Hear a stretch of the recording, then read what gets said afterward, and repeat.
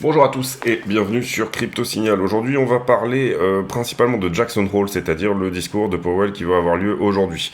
Si vraiment c'est une grosse news qui va sortir, etc., je ferai peut-être une deuxième vidéo dans la journée. J'ai déjà fait la vidéo pour les affiliés, donc spécifique privé pour le Discord. Voilà, si jamais ça vous intéresse, n'hésitez pas à venir nous rejoindre sur le Discord et sur lequel vous pourrez avoir accès à ces vidéos beaucoup plus détaillées. Sur le daily, pas grand-chose de plus à dire qu'hier, on avait remarqué ici ce rachat systématique de tout ce qui s'était passé globalement à peu près sous ce niveau-là. C'est-à-dire sur les perps, vous le voyez ici, on a eu cette mèche qui nous a donné le plus 10%. On a trouvé que la config était relativement intéressante. Ça voulait dire qu'ici, il y avait des gens qui avaient tout simplement l'argent pour stopper le prix. Il semblerait que dorénavant, les mèches se situent à peu près au-dessus des 26 000 $. Et on voit également quelque chose d'intéressant par rapport au spot. Donc là, on est sur le contrat spot. Vous voyez que sur le contrat spot, on a eu juste un plus 6 sur cette mèche-là, alors que sur le dérivé, elle était plus importante. Donc ce mouvement semble avoir été un mouvement vraiment de liquidité. Autant sur les dérivés, on est passé sous le dernier bottom, autant sur le spot, on ne l'a pas fait. Le spot, très peu de demandes en ce moment, on n'a pas des volumes qui sont incroyables, je vous les ai pas affichés ici, mais on n'est pas sur des volumes qui sont déconnants en ce moment. Alors là, je suis sur Binance, il faudrait prendre l'index pour avoir vraiment tous les volumes, mais globalement, on n'est pas sur des volumes qui sont déconnants, encore une fois, sur le spot. Vous voyez qu'on est même plutôt tout au long de cette montée sur des volumes qui sont d'une certaine manière descendants.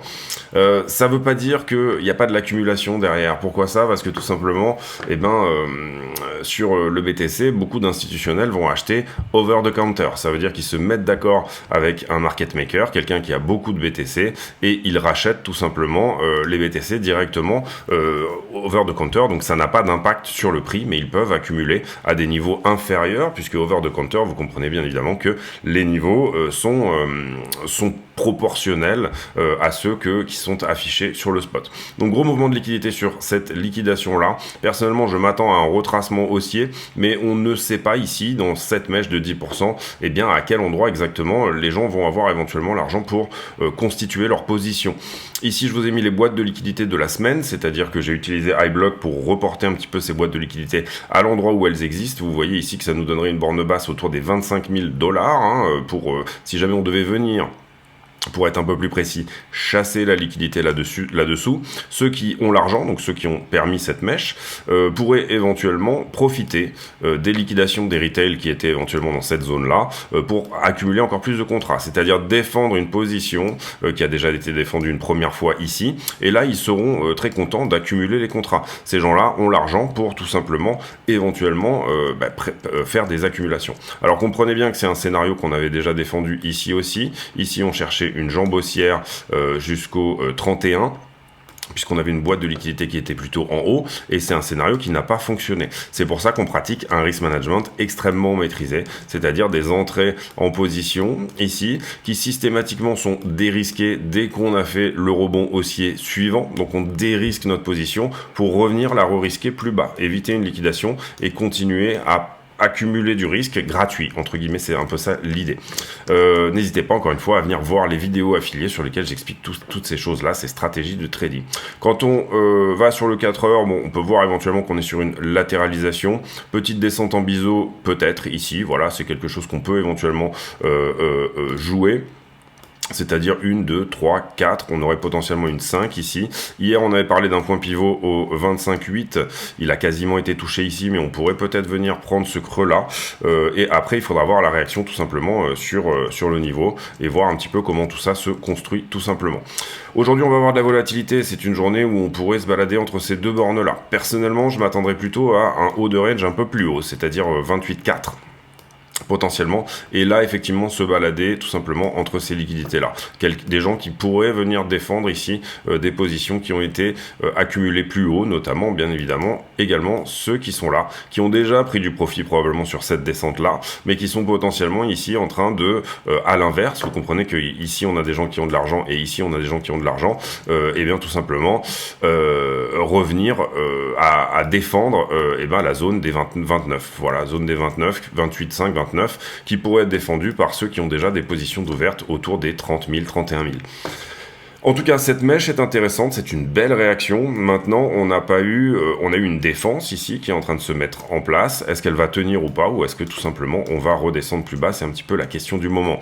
Est-ce que ici aussi on a beaucoup eu de prise de profit, ce qui fait qu'on a un essoufflement quelque part des vendeurs puisqu'ils ont eu ce qu'ils voulaient et qu'ils se retournent et que derrière ils comprenaient que c'est un carnet d'ordre. Hein, donc la question c'est plus où est l'argent que où est la liquidité quelque part ici. C'est ça qu'il faut intégrer. Ça veut pas dire. C'est pas parce qu'on a des énormes poches de liquidité à un endroit elles vont nécessairement être prises. C'est une question de défense ici. Et donc observez bien les bougies, observez bien ce que fait le prix. C'est ça qui va vous donner des indices sur éventuellement où pourrait se trouver encore une fois l'argent.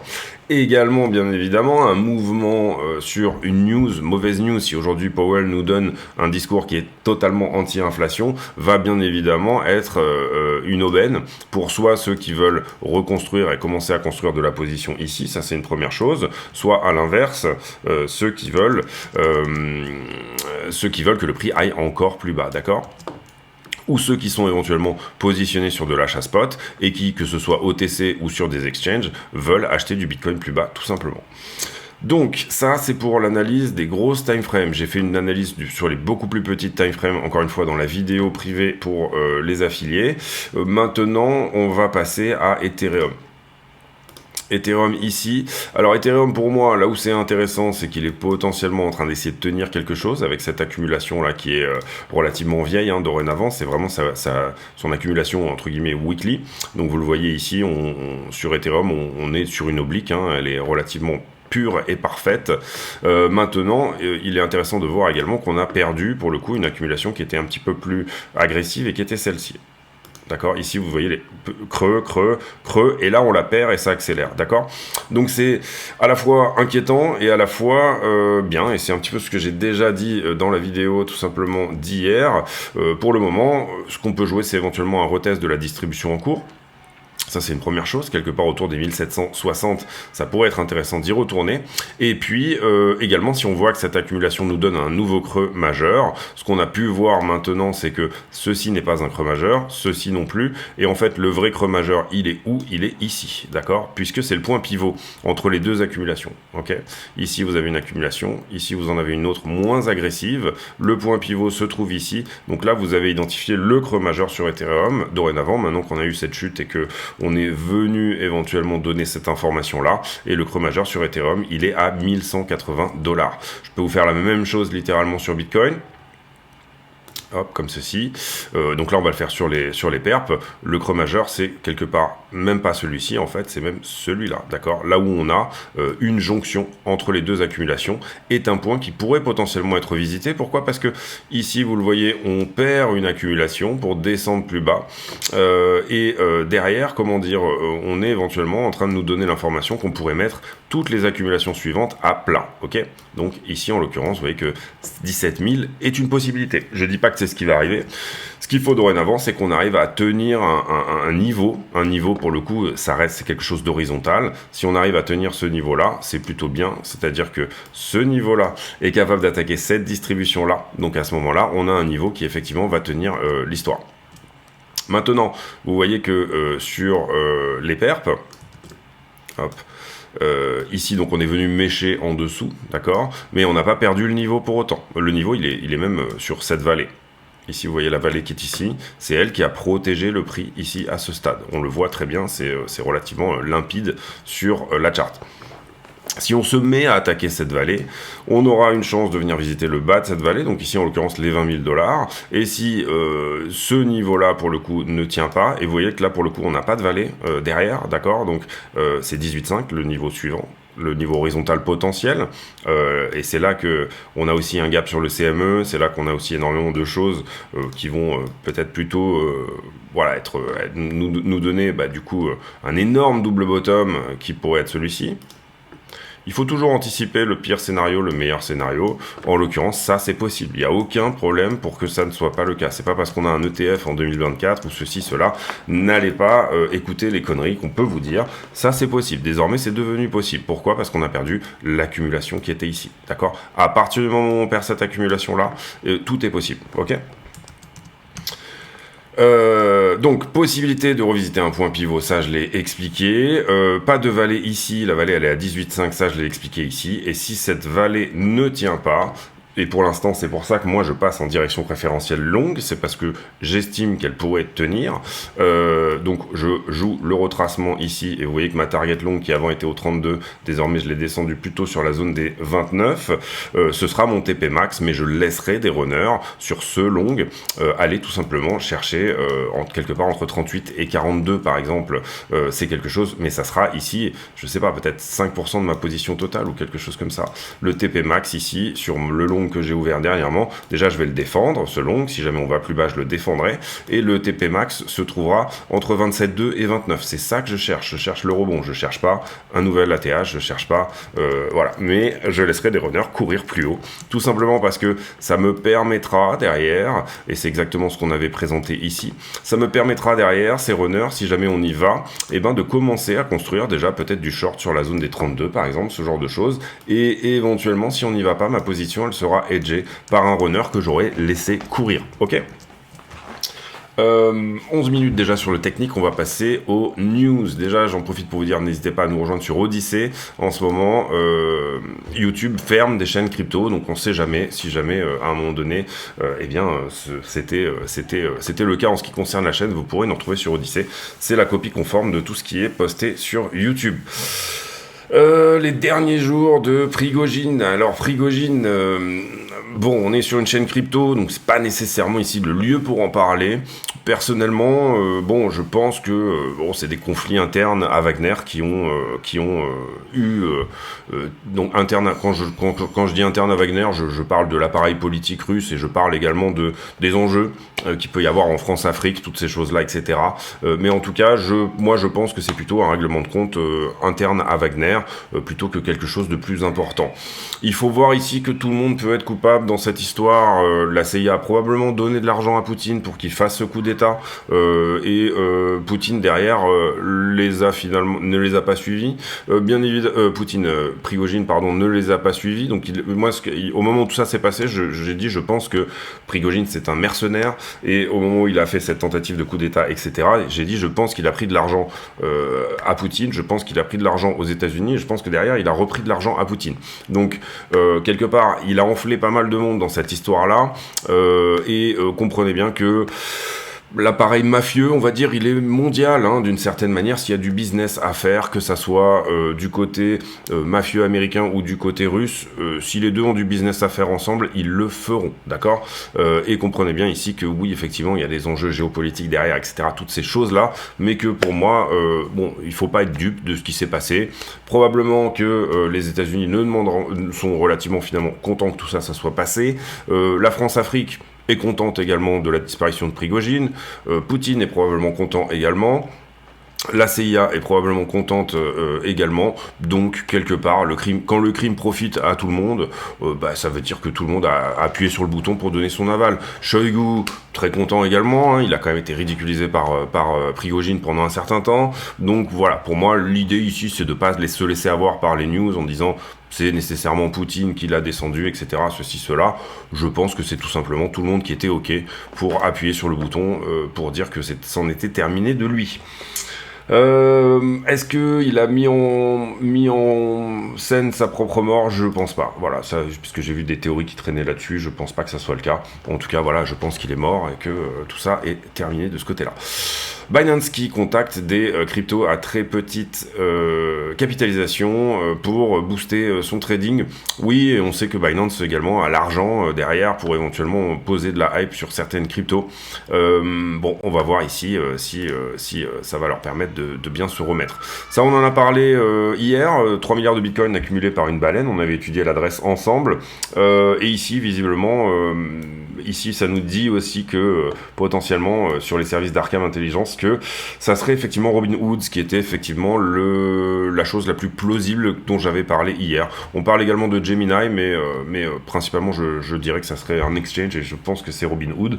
Donc je pense pas que c'est de l'accumulation de bitcoin, je pense que c'est tout simplement les fonds de leurs clients.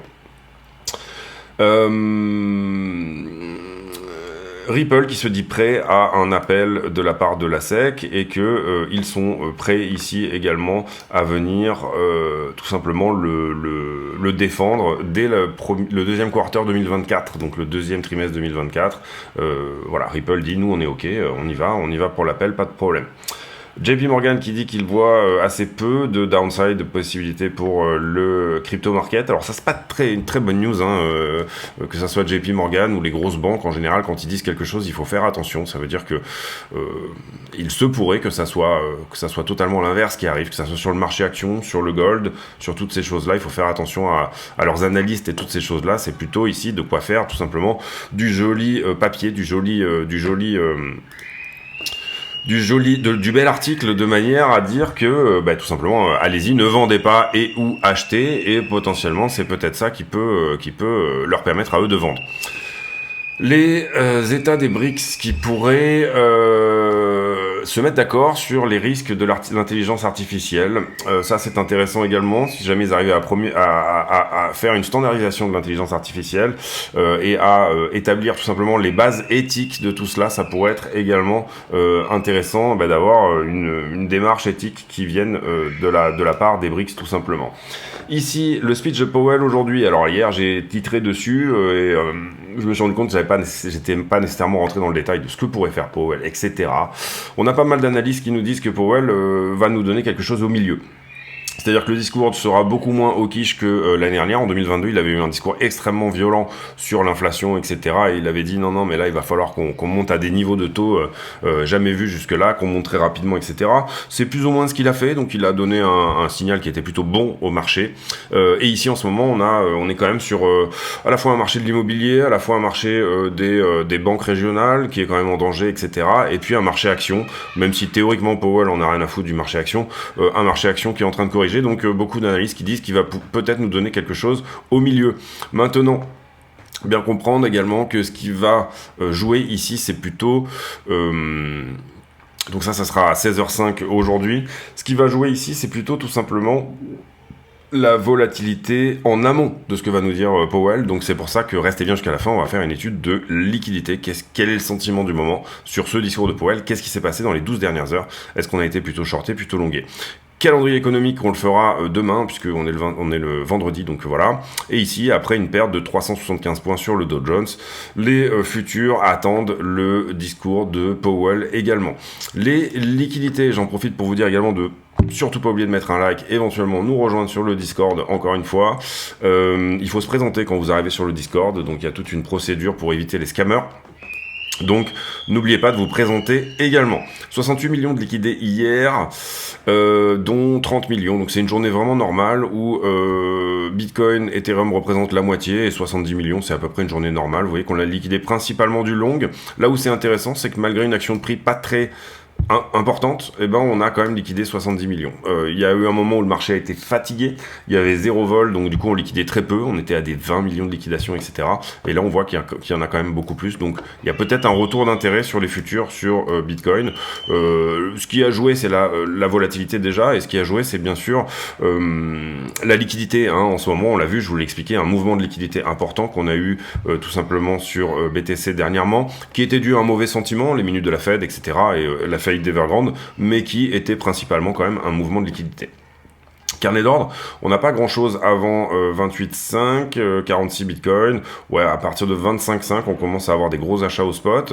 Et puis à la vente, on n'a pas grand chose avant les 27. Voilà. En gros, le carnet d'ordre est quand même plutôt vide en ce moment sur le spot. On peut voir nécessairement qu'il y a beaucoup de volonté d'achat sous les 25, en fait, entre 25,6 et 25. Ça pourrait bloquer le spot un petit peu. Comprenez bien que si le spot se bloque parfois, et on l'a vu sur cette prise de liquidité où on a poussé quand même en dessous sur les dérivés, parfois il y a un spread entre le spot et les dérivés qui est extrêmement élastique, extrêmement important. Mais les prix se retrouvent toujours. C'est le boulot des market makers également de tout simplement ne pas avoir trop de spread parce que sinon ça pose bien évidemment des soucis. Mais on peut éventuellement se dire ici que il y a de l'achat au spot, donc même si les dérivés vont en dessous, il y aurait de l'achat au spot entre 25 et 25,6. Donc même si les dérivés vont en dessous, le spot va quand même servir de parachute, de frein entre guillemets. Ici, je vous ai déjà fait les niveaux en ce qui concerne Bitcoin, donc si vous voulez copier, regarder, etc. Il y a des anomalies. On est effectivement sur une région short et une région longue d'une amplitude d'à peu près $1000.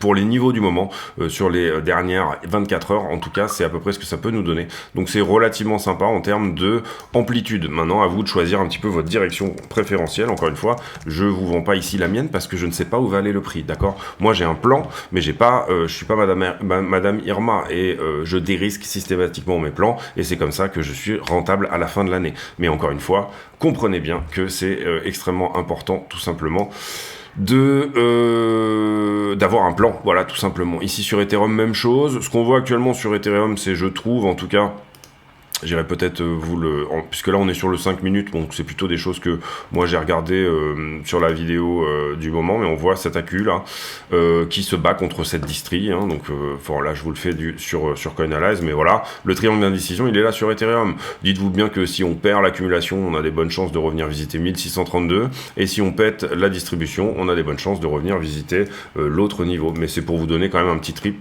une petite analyse quand même de la contraction du prix en 5 minutes, puisque voilà, je me permets de le faire. Les poches de liquidité, on est ici sur la 5 jours, on va faire le run pour avoir quelque chose de plus récent. Sur la 5 jours, on voit qu'il y a du short qui est rentré quand même là-dessus, donc ça c'est intéressant. On voit qu'on a également liquidé du long, donc ça c'est intéressant aussi sur le delta ici, et que la poche de liquidité qui est tout juste en dessous se trouve à 25,5, et ce qu'on pourrait vouloir liquider en haut se trouve à 26,8. Donc vous voyez que ça correspond à peu près également. On avait 25,8 vers 26,8 sur les niveaux de liquidité. Sur la 5 jours, ça colle pas trop mal. Sur Ether, eh ben, même chose, on a une belle poche de liquidité ici, là, ça a commencé à rentrer en short assez violemment et c'est pour ça que le prix a commencé à latéraliser ici. Poche de liquidité en bas, allez, si on est optimiste, 1617 et quelque part autour de 1700 pour un rebond haussier et venir liquider éventuellement tout le monde qui est là. Vous voyez que le delta est passé négatif sur les 5 derniers jours en ce qui concerne Ethereum. On va regarder la 12 heures en termes de liquidity heatmap.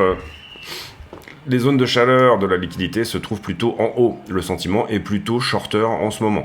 Ça peut être une bonne chose éventuellement pour pousser le prix en haut, ou alors ces gens-là ont suffisamment d'argent pour défendre leur position et venir le pousser en bas. Maintenant, on voit un sentiment quand même plutôt shorter. Les retail, je trouve, en ce moment, ont l'air plutôt positionnés short. Maintenant, ça dépend un petit peu. Hein, voilà. Sur la 7 jours, là où je trouve ça intéressant, c'est que cette zone-là, là, ici, est en train de prendre de la valeur. Il y a beaucoup de valeurs entre 25,7 et 25,4. C'est de la nouvelle valeur, elle est fraîche, vous le comprenez ici, c'est ça, c'est la zone de fraîcheur, elle est quelque part un petit peu là. Donc si on dumpait, une zone intéressante pour éventuellement ouvrir du long. Sous les 25, extrêmement intéressant également, parce qu'on aura nettoyé une bonne partie de là, une semaine. Et on a quelque chose à venir apprendre au-dessus de 27,2 sur la une semaine, ça paraît relativement cohérent de venir faire ça. Vous comprenez ici que qu'est-ce qu'il s'est passé sur cette semaine. On a commencé à pousser dans cette zone-là. Finalement, on s'est ravisé à partir du moment où on avait construit une zone ici légèrement en dessous. Est-ce que là, on n'a pas construit une nouvelle zone en dessous, et ça depuis globalement avant-hier, ou hier, ouais, hier même, ouais, avant-hier, ouais, c'est ça, sur les 2 derniers jours, est-ce qu'on n'a pas construit une zone de liquidité fraîche qui va avoir besoin d'être nettoyée si jamais on veut retaper les 27? C'est une question qu'on peut se poser. Aujourd'hui dans la journée, et c'est ce qu'on a regardé sur la 12 heures, ça a commencé à construire de la position au-delà des 26, là, en short. Si la zone des 12 heures est plus importante que... Le sentiment était très longueur sur les dernières 48 heures, on va dire ça. On a liquidé une partie de ces longueurs-là, hein, c'est ce qu'on est venu prendre dans cette zone-là. Et le sentiment, désormais, est en train de passer shorter sur les dernières 12 heures, potentiellement sur la news de Powell. La question, c'est juste avant la news, est-ce qu'on va short squeezer ou est-ce qu'on va long squeezer ? Et ça va, malheureusement, j'ai pas la réponse, mais il faut être prêt aux 2 scénarios, tout simplement. Ethereum, si on regarde la 12 heures, eh ben, c'est plutôt mitigé. On est venu chercher une partie des shorts ici, mais on n'a pas nécessairement de direction importante sur le sentiment sur les 12 dernières heures. Et si on regarde la One Week, c'est un petit peu la même chose. On a construit une zone assez conséquente entre 1580 et 1625. Donc peut-être un double bottom à venir chercher ici. Vous le voyez ici, revenir chercher 1580 pour prendre sur sur la One Week, cette zone-là pourrait être éventuellement un mouvement intéressant. Maintenant, on a vu énormément de positions venir au-delà de 1740 et on a vu également cette poche se construire en short au-delà sur Ethereum. Donc la volatilité, elle pourrait très bien aller de 1745 à 1575 aujourd'hui sur Ethereum en ayant conscience de ce qui est plus frais que le reste. Qu'est-ce qui est plus frais que le reste? Eh ben, pour moi, les shorts ici, en tout cas la zone des 1675 est intéressante. Et puis le fait qu'on ait construit quelque chose ici également sur les longues en intermédiaire. Donc je vois quand même peut-être plutôt un double bottom au 1580 pour Ethereum. Si jamais vous êtes déjà en longue, vous pouvez éventuellement venir défendre une liquidation ou alors tout simplement engranger de la position plus importante dans ces moments-là. On revient sur le prix et on fait une conclusion sur BTC. Excusez-moi une petite seconde. Oui, je sais plus ce que je disais sur la conclusion. On va pas faire les petits time frames ici, on va conclure tout de suite la vidéo. Je pense qu'on a déjà dit pas mal de choses qui sont relativement intéressantes. Vous voyez ici que je vous ai mis les box de liquidité en fonction de leur opacité. C'est des box qui représentent plus ou moins d'argent. On les fera évoluer dans les jours prochains. Personnellement, je m'attends à un peu de vol aujourd'hui quand même. Maintenant, parfois, on s'attend à de la vol et en fait, c'est pas du tout ce qu'on a. Donc ça peut être totalement dans l'autre sens. On fera pas le total 3 non plus, on fera pas la stablecoin dominance. Encore une fois, j'ai mis tout ça également dans la vidéo affiliée. J'ai pour habitude en fin de vidéo de poser une question à la con, c'est-à-dire une question qui n'a rien à voir avec le prix du Bitcoin, mais qui nous permet de converser de choses et d'autres. Alors, la question du jour, aujourd'hui, elle sera sur... imaginez que vous vouliez vivre en autarcie.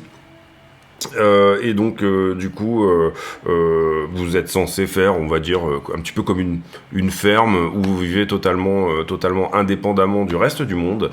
Quelle est la localité que vous choisiriez pour partir? Donc j'imagine un climat relativement tempéré, un endroit où on peut chasser, enfin voilà, réfléchissez à ça, c'est vraiment une question à la con, mais c'est le principe de cette fin de rubrique. Je vous souhaite à tous une très bonne journée, on se retrouve demain pour une nouvelle vidéo, d'ici là portez-vous bien, ciao.